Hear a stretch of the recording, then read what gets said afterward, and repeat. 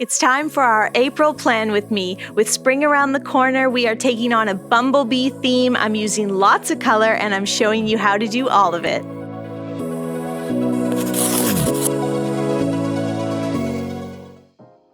Hello my friends, what's up? Welcome back. My name is Shayda Campbell and it's already time for our April 2021 plan with me. It doesn't seem like that long ago that we were just filming our April 2020 plan with me. It was such a strange time. We all thought we were going to be staying in for 2 weeks. That was cute. It's been a really long yet somehow very short year.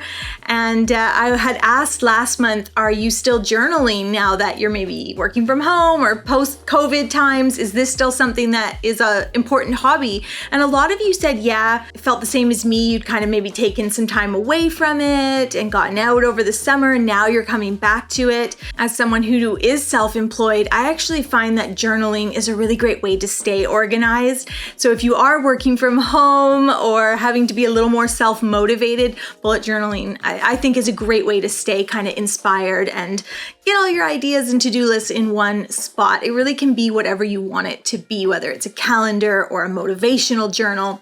Anyways, so this month our theme is going to be bumblebees.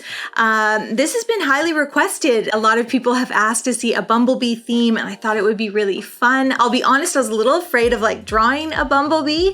I'll talk more about that later, but I braved it.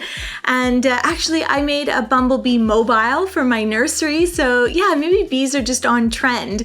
And if you haven't seen the nursery tour, that video I put out last week. And if you haven't watched it, what are you waiting for? Go watch it. I put so much love, we put so much love into this video. And I have done a ton of crafts and DIY projects that I was really excited to share with you guys. So definitely watch the nursery tour and you can hear all about baby and mostly just crafts. All right, let's get our pens, get your pencils, get your coffee and your tea, and let's get started.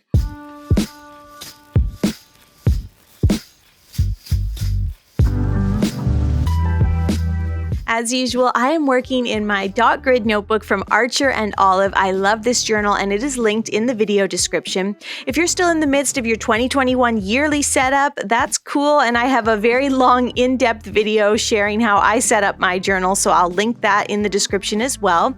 This was our March cover page. We did oranges and flowers and lots of pattern and color. Simple calendar page. I've got all my important dates written down here. Lots of negative space on this page, which I liked. We also did a mood tracker in March, and this has been helpful with my pregnancy. We're not very far into the month. That's why mine's not filled out. I'm filming this quite early.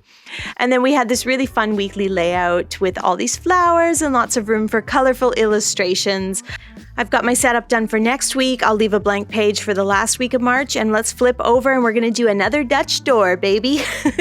So you always mark in about 8 squares where you'll cut for that Dutch door. And then I've traced a circle in the middle here, and I'll actually mark center on that circle. Then I can get rid of my Dutch door line, and now I know exactly where I'm going to place my wreath.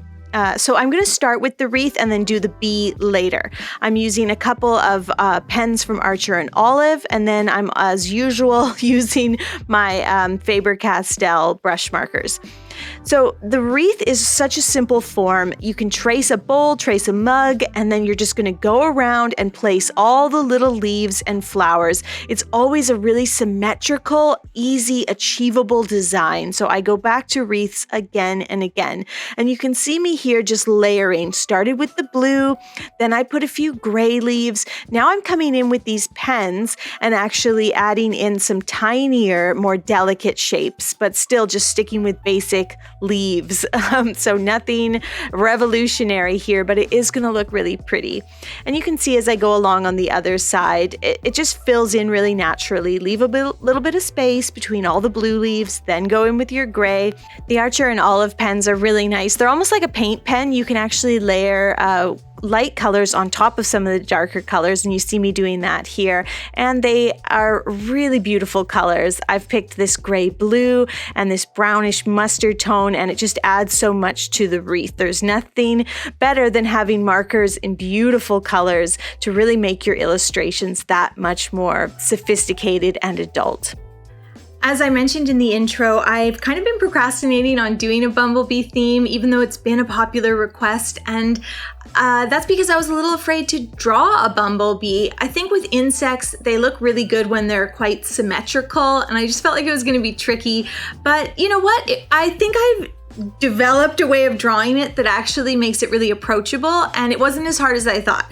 So I have done a few sketches and kind of was practicing. I don't always do a full cover page as practice, but just for this one, I kind of was trying some different stuff. Yeah, let's get into it. I'm going to walk you through really slowly how to sketch the bumblebee, and then we color him in and it all comes together. We're going to start with his middle body. So I'm doing kind of an oval shape. It comes to a bit more of a point on the bottom, but quite rounded there. Don't make it too big, start small. Then just do a semicircle for his little head. So kind of that acorn shape almost. And we'll split that body in half. Then we're going to draw his wings, and I'm just kind of doing these large teardrop shapes. You know, they might not be perfectly symmetrical. That's okay, but the dot grid can help with that. And then on the bottom, we're going to do almost this heart shape to finish off his body, okay? Put a couple antennae on top of his little semicircle head, and then he's got 2 legs on each side of that heart-shaped body, right at the top of the heart. Okay, let's color him in. It really comes together when you add the color. So I've got 3 brush markers here from Tombow plus my warm gray from Faber-Castell. Basically, I have 2 grays, a lamp black and a yellow, and all of my marker colors I have listed on the blog. So head over there if you need specific color names and numbers. And when I color him in using the black here, you can see I'm doing a bunch of vertical lines, and that kind of gives me this little fuzzy bee look. Same thing with the yellow. I am using vertical lines to color in his little stripes, and that gives that fuzzy bumblebee look. You'll notice I put kind of a black stripe in his middle body, and then on both sides I'm using my gray. It's a very subtle thing, and if you don't have a dark gray, you can just fill that whole area in black and it's going to look fine. And then it's nice to have the light gray to give some definition to those wings and to his little stinger, to his little butt. And I used my black there on the leaves to add some definition to those darker leaves as well. All right, let's grab one of our fine liners, whether you're using black liners or Pigma microns or whatever. We're going to add that sketchy black line, give them some detail, and just really make them pop off the page. I want to take a sec to thank Skillshare for sponsoring our video today. Skillshare is an online learning community for creatives where millions come together to take the next step in their creative journey. They offer thousands of inspiring classes for creative and curious people on topics like watercolor painting, illustration, photography, freelancing, and so much more. Whether you're a beginner or a pro or a dabbler, Skillshare can help you continue your lifelong learning. They have classes that include combinations of video lessons as well as class projects. They fit easily into your schedule, and most classes are under 60 minutes. Skillshare is also more affordable than most learning platforms out there. An annual membership is less than $10 a month. And right now, the first 1,000 of my subscribers to click the link in the video description will get a free trial of premium membership so you can explore your creativity.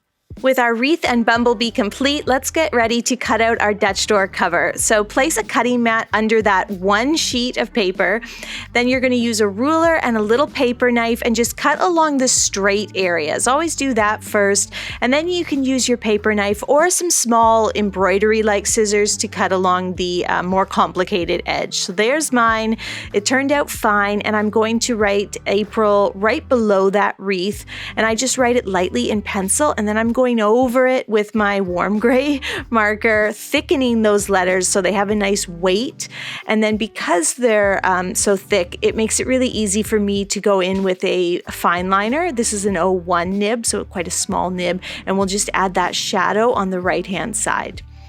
I'll use that same small fine liner to do my little calendar on the page below, and that is our cover all done.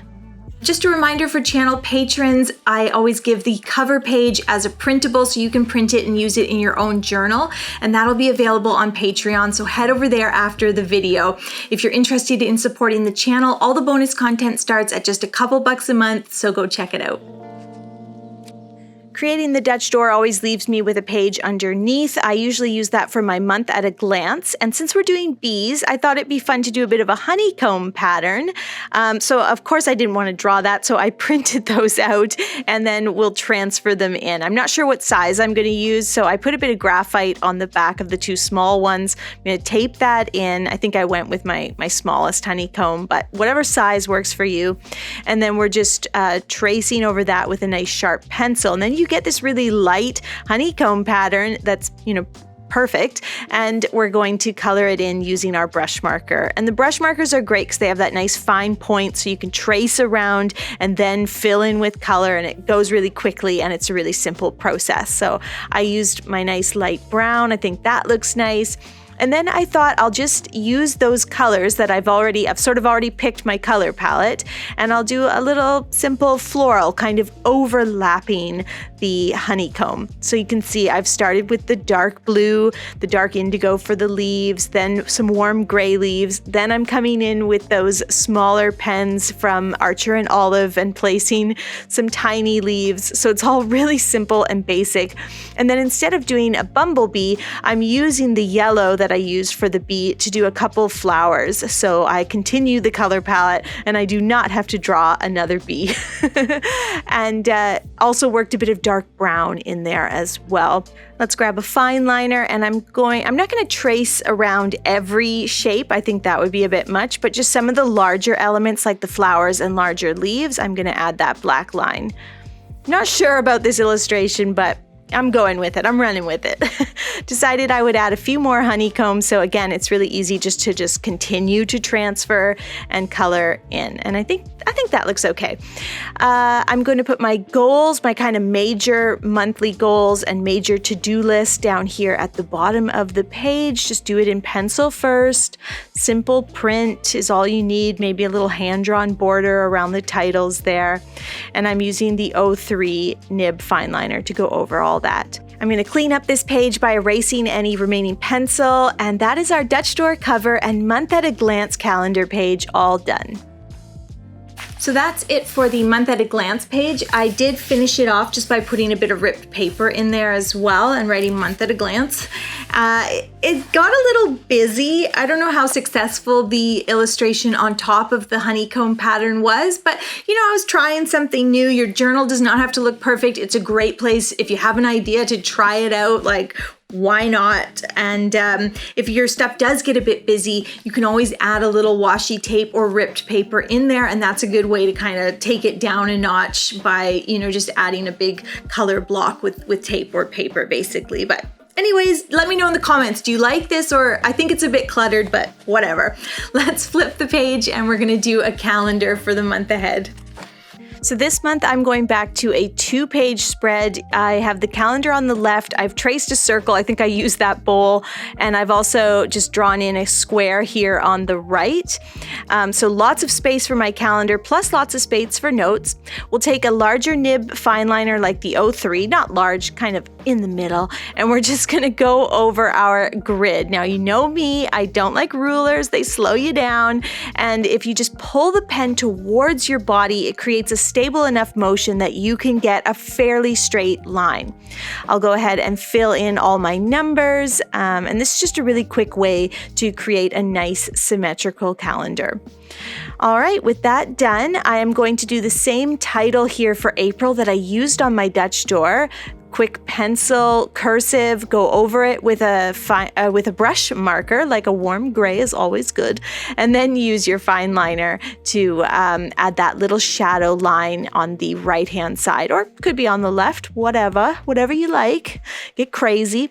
I'm also going to use that same color to fill in the square, and that'll just be a nice area for notes or to-do lists or whatevs. And then I am going to continue in that same color palette and do another wreath, and same formula. Start with one leaf and go around, leaving space.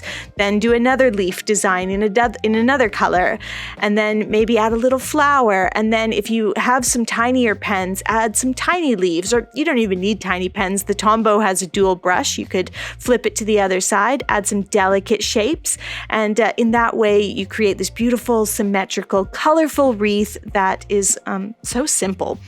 I'll also use my brush pen here to just write notes, kind of doing a brush lettering.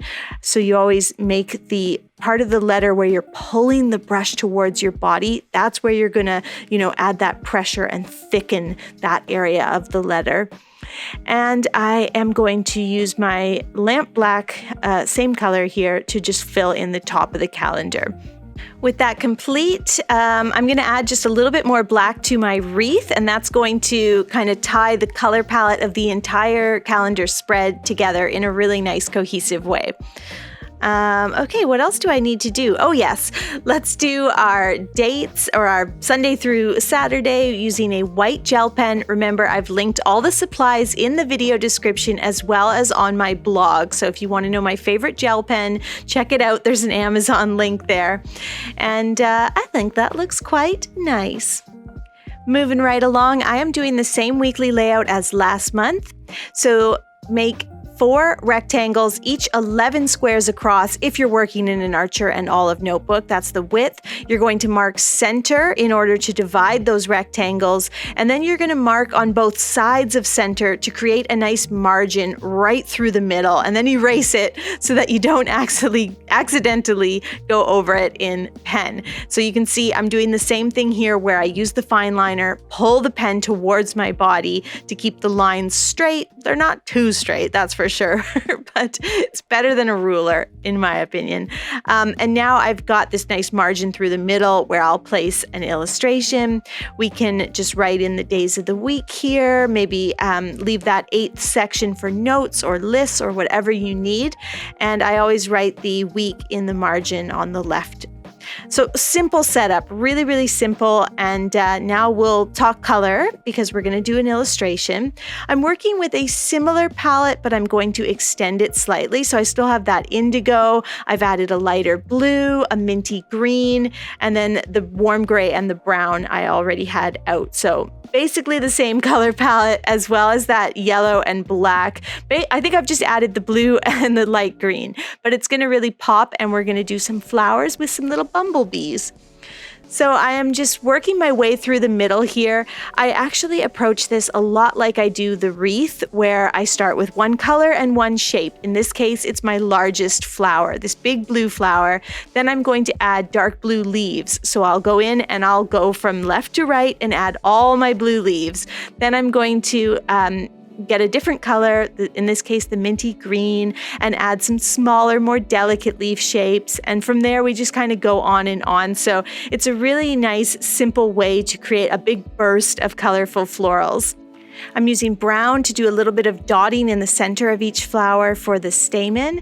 And with the florals done, you can see, we've just got this nice line of colorful flowers right through the middle. Now I want to add some little bumblebees, and these are going to be really easy because they're so small. So start with your black, do the head. You're going to do 2 little lines of yellow, then 2 little lines of black, add an antennae and a leg or 2 if you want, and then just sketch those wings in using your warm gray. And then you'll go around the wings with a fine liner, just to define them, help them jump off the page. So I'll do it really close up so you can see, but it's a really basic way of kind of drawing a bee. Sometimes when you do stuff really tiny, it actually makes it so much easier to draw because you don't have to get that many details. You just need to get the overall basic form. Choose any color from the color palette to put those dates in behind the days of the week, and that is our weekly spread all done.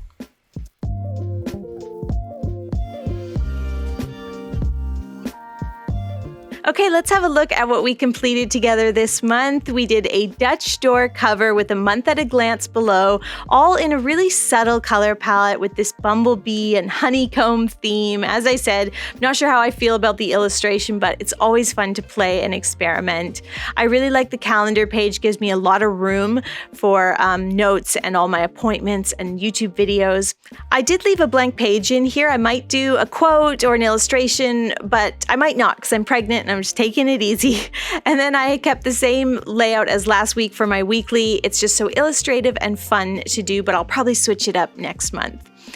And just a reminder, patrons, you can print my cover page. It is available on Patreon right now, so head over there after today's video to get your bonus content.